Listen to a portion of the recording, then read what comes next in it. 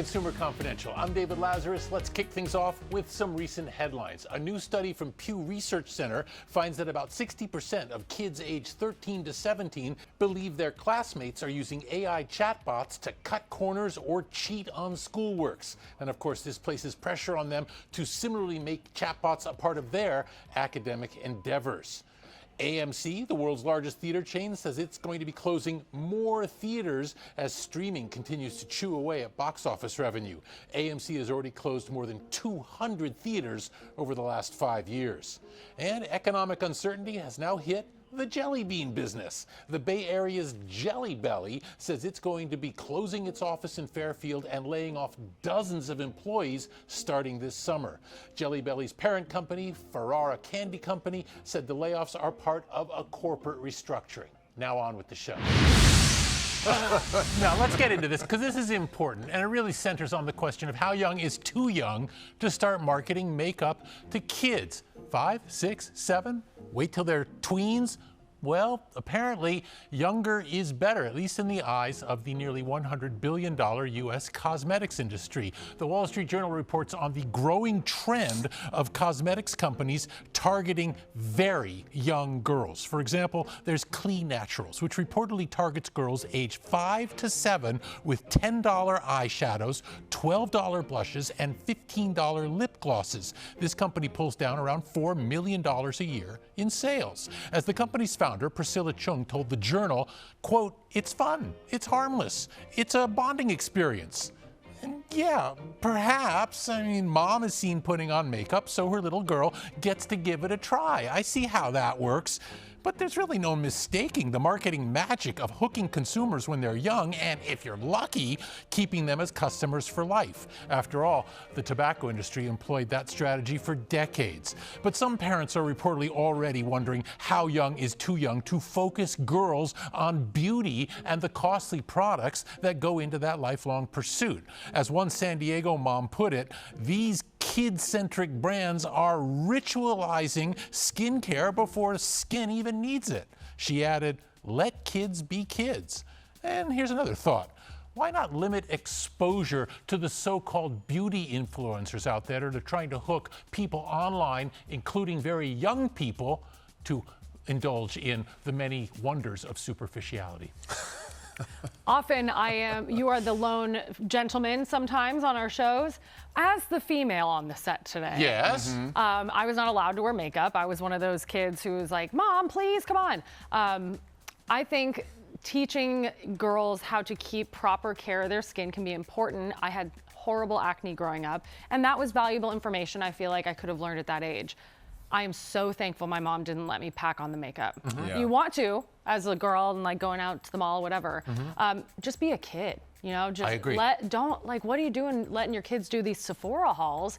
As an adult, we enjoy them. But let me re-emphasize the point about the beauty influencers, because you've got so many young people now who take their cues from online personas, specifically the influencers, and they're pushing this. Now, the kids probably don't understand the business model involved, that these people are getting kickbacks from their sponsors, and so they're basically just shills and pitch people. No, young people can think, oh, that's how you do it if I want to look like you. And suddenly you're on that treadmill. And that's a treadmill that's very hard to get off of. And you see the young girls doing the videos themselves. Yes. And just grinds my gears. Yeah, well, I find it very disturbing. I understand marketing very well, but there's got to be a cutoff. Yeah. Good thing we don't have to wear makeup in this job. Yeah. Not a concern for us as adults. Also, privacy. How do we keep ourselves safe from these smart glasses that have the little cameras? Precisely. Yeah. And, our last topic was talking about how young is too young. Well, here's the question here is, are we endangering ourselves with these glasses, these smart glasses, such as Meta's Ray-Bans, that have cameras on them and that can surreptitiously record people? In fact, this is now a big enough problem. There, you're looking at the glasses right there. It's a big enough problem to privacy, apparently, that now, of course, there's an app for it. There's an app called Nearby Glasses that uses Bluetooth signals to detect smart glasses in operation in your vicinity. Wow. Meta's glasses, for example, as you just saw, they contain tiny cameras that can record everything that users are looking at. Now, the glasses also have little lights that are intended to indicate when they are recording, but those little lights can be covered up very easily, and many users of these glasses do just that. And that means any interaction you have with anyone wearing such glasses can be recorded and possibly posted online without your permission. And to my mind, this represents an enormous threat to one's privacy, because think about all the everyday activities in which people are congregating. You think you go to the store, you go to a restaurant, you go to the gym, you go to the gym locker room. And there might be somebody wearing these glasses just going about their business, and you don't know that that person is in fact recording. Or think about a content creator who deliberately wants to get in your face and start something to get that reaction that he or she can then post online. Now, it shouldn't be up to consumers to have to tell the big tech companies you are getting dangerously close to violating my privacy. No, it should be up to that industry to be able to put sufficient safeguards in place to prevent any sort of newfangled development like this from also becoming a privacy violation. And if you don't think this is something to worry about, Meta is now reportedly getting ready to add facial recognition to its smart glasses, meaning that when somebody looks at you, they'll be able to identify you. Wow.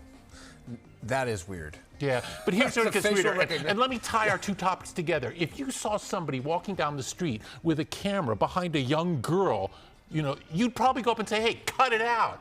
But wearing those glasses, boom, they touch the thing and they can walk behind the little girl and record as much as they want. That's the difference. Yeah.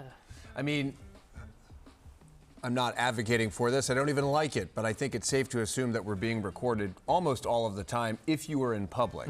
In a private space, of course, it's a different story. I think that's true. And I was talking to one of our younger colleagues before this, and he said, look, I just don't worry about this. It's not a big problem for me, because you've got an entire young generation out there that grew up sharing. They don't keep things to themselves. They're all about the sharing. But for others who do value their privacy, this is a real thing, because we keep crossing that line or moving the line. And to my mind, this is a goalpost you do not want to move. Just walking through the parking structure here, I said hi to somebody who I think works across the lot, don't know their name, and they said, it's Robert. And I'm like, oh, okay. And he goes, oh, sorry, I'm on the phone. And he's wearing the glasses, using it as his phone. Oh, right. He was wearing the Meta glasses? Yes. Right. Oh, that's interesting. He's like, sorry. I'm Right. like, how am I supposed to know? Wearing your glasses. There was a time when we would see people walking down the street talking to themselves, and you go, oh, God, they're schizophrenic. Well, now they're just using modern tech. Take it easy, Robert. He was very kind once he realized how it appeared, but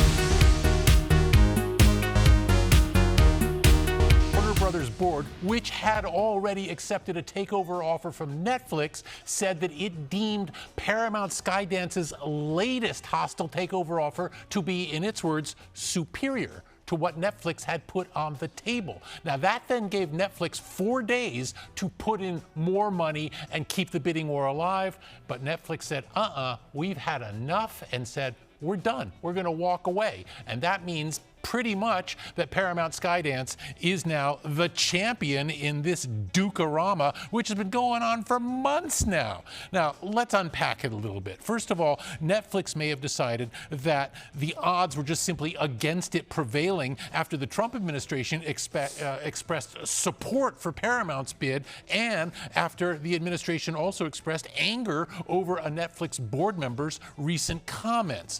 Netflix perhaps also decided that it can still come out ahead because Paramount will now have to pay nearly $3 billion to Netflix for causing the demise of Netflix's established deal. So in that sense, this is a take the money and run situation for Netflix. Now comes the heavy lifting, at least for Paramount. The company will take over Warner Studios, which will inevitably lead to layoffs and reduced competition in Hollywood. Also, Paramount needs to figure out some way to recoup the $111 $111 billion that it is shelling out to attain Warner and its various properties. And unlike Netflix, Paramount is all in. They want not just the studios, but they want the TV assets as well. Unknown at this point, will Warner's HBO, aka HBO Max, remain a standalone streaming service, or will it be absorbed into Paramount Plus? Paramount's put a lot of effort into establishing the Paramount Plus brand. Hard to think they're going to walk away from that. And then there's CNN, which is a Warner property. Netflix didn't want it. Paramount says, we're happy to take it. But that raises questions about CNN's future, especially in light of Paramount taking its CBS property and giving it, well, a rightward tilt in many people's eyes. Will the same thing happen to CNN? The Trump administration wouldn't be unhappy to see that. We don't know yet how that's going to play out, but it doesn't seem as though CNN is going to be operating with much independence going forward. There is still a lot to work out in this, so it's fair to say at this point, the soap opera continues. Yeah. Will be interesting to see what happens with HBO.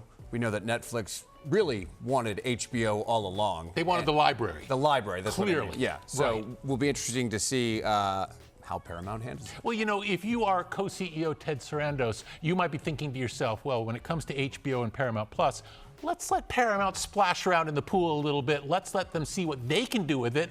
If they end up finding that they're having a hard time consolidating the streaming properties, or more importantly, that they need to get some extra scratch because of that huge $111 billion layout for all these properties, Netflix might be thinking, you know, in the long game, we could snap up the Warner library for a song later on.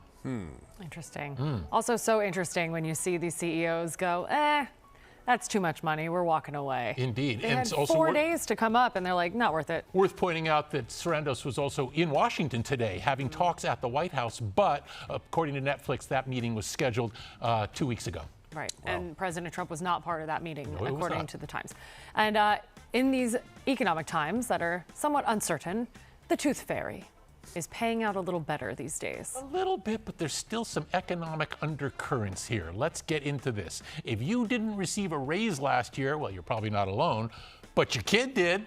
According to the latest tabulation of Tooth Fairy leavings that's put together by Delta Dental, newly toothless kids saw a 17% increase in tooth swag over the last year, which is to say the average value of a lost baby tooth rose to $5.84 from the previous year's $5.01. Again, that's an average. Now, that's the first annual increase since the dark days of the pandemic, when even the Tooth Fairy was on lockdown.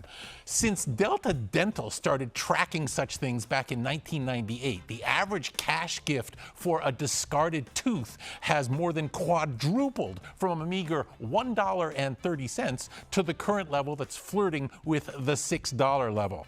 Delta Dental says that its Tooth Fairy poll typically mirrors the overall economy. And one interesting thing to note is last year, okay, we see a 17% increase in tooth swag. At the same time, the S&P 500 was up 16%. So those two things kind of fall into sync together. Not coincidentally, however, kids are maybe feeling a sense of the same economic uncertainty that mom and dad are having. According to Delta Dental, about a third of parents last year did not leave cash. Instead, they left a little gift under the pillow. Delta Dental hasn't said what that gift was, but I'm guessing because this company is tight with the dental industry, it was candy. Yeah.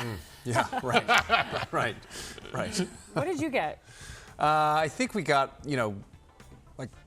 at first it was just change. You Yeah. know what I mean? Yes. I mean, my parents That's were where I not was. like, oh, here's, some of these kids getting like 5 to 20 $20 bucks Oh because you my lost your God. tooth. It's phenomenal on. to Give me. me a break. Yeah, I remember nickels and dimes once upon a time. Yeah. I remember I got 4 quarters once, and each of the quarters had a little candy on them, and the candies were from my mom's work. So I figured that one out pretty What was quick. mom's work? She worked at Marriott, and it was the little candies they had at the front desk that I loved. Nice. I'm like, that's weird. How did the Tooth Fairy get these candies? She knows all. That's it. Yeah. Earlier we were saying she should now predict maybe some economic forecasts so we can follow the Tooth Fairy's That would be trends. nice. Well, look, if 17% up last year, maybe we'll see the same thing for the market this year. Yeah,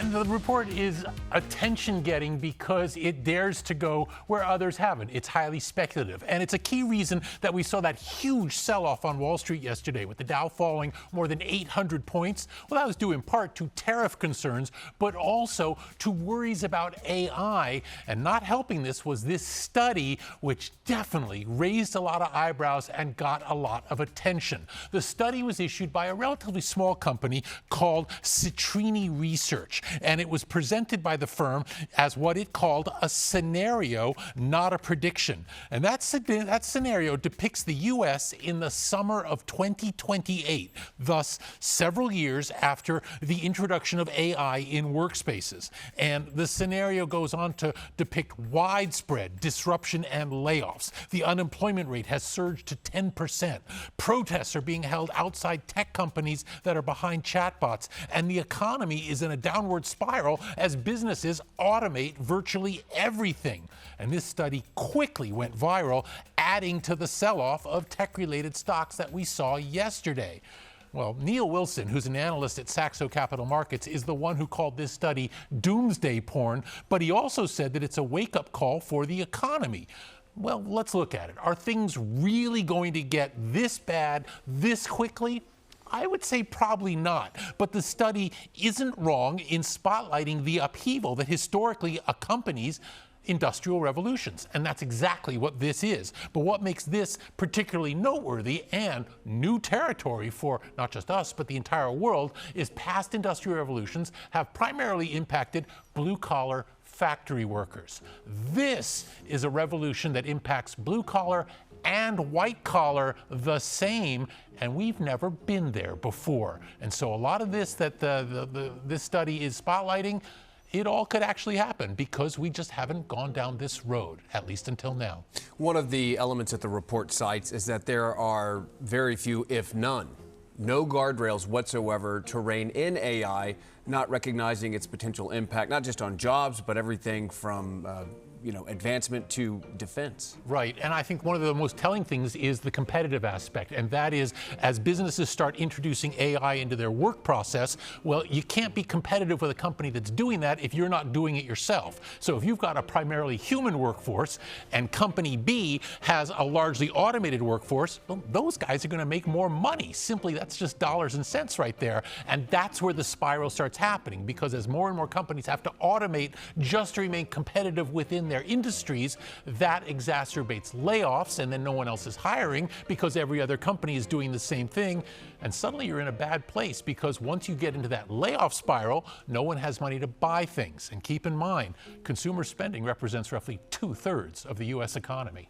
But the good news is that teens are still using their brains and critically thinking about their assignments, not relying on AI on homework. Or are they? No. And that brings us into our next topic. And this is a separate study. This one's from Pew Research Center, and it has some interesting numbers. After doing a survey of more than 1,000 kids, it finds that more than half, 54%, say they are now using ChatGPT and other chatbots to do their schoolwork. We're talking about not just doing general assignments, but also to solve math problems. And we're talking about kids aged 13 to 17, and they say, yeah, chatbots are now a routine part of their academic experience. Well, presumably many of these kids are also using chatbots to produce finished homework assignments. I remember watching my son do that, and I suspect many parents have wondered how much their kids are now cutting corners using this technology. And clearly this raises issues. As we've reported before right here, chatbots have an alarming habit of making stuff up. And that's not good for academic achievement. But perhaps more alarming are a slew of recent studies showing that chatbots can hinder critical thinking and can impede learning. And that just makes sense. There was a time when most kids could do basic multiplication and division in their heads. And then electronic calculators showed up. And those skills, well, they started to wane. Because why would you need to learn how to do tough stuff like that when you can just use your calculator and get the answer that you want? And now we have an entire generation emerging that won't learn to think for themselves because AI can do it for them. And often it can do it faster and perhaps more effectively. And that's a real big deal. It's kind of like not having to know what 8 times 4 equals. Yeah, who would need a second to think about that? Jeepers, I know. But Well, I I mean, always said you're not going to have a calculator in your pocket. You better learn it. Well, now we all do, Yeah. or we wear it on our wrist. And I think the calculator metaphor is very apt here because even though we're talking about a simpler equation, if you will, chatbots represent the same sort of thing. It's taking over an intellectual process that we once needed to teach and to learn, even if we didn't really use long division a lot in our real lives. Well, chatbots are going to have that same level of influence, but once you start undercutting critical thinking, once you start undercutting the ability to process information and come up with solutions, that changes things. And I would say not for the better. Sure. I've heard about curriculums, though, teaching young people right now that what we're learning is not just how to prompt, but also the fundamentals, the arithmetic, all of that. Yeah. It's just all incorporated, and it's so necessary in today's age. But no less so, schools are also making a point of saying we have to teach AI because if we don't, we're letting kids down. And that's a fair point, too. Sure, absolutely.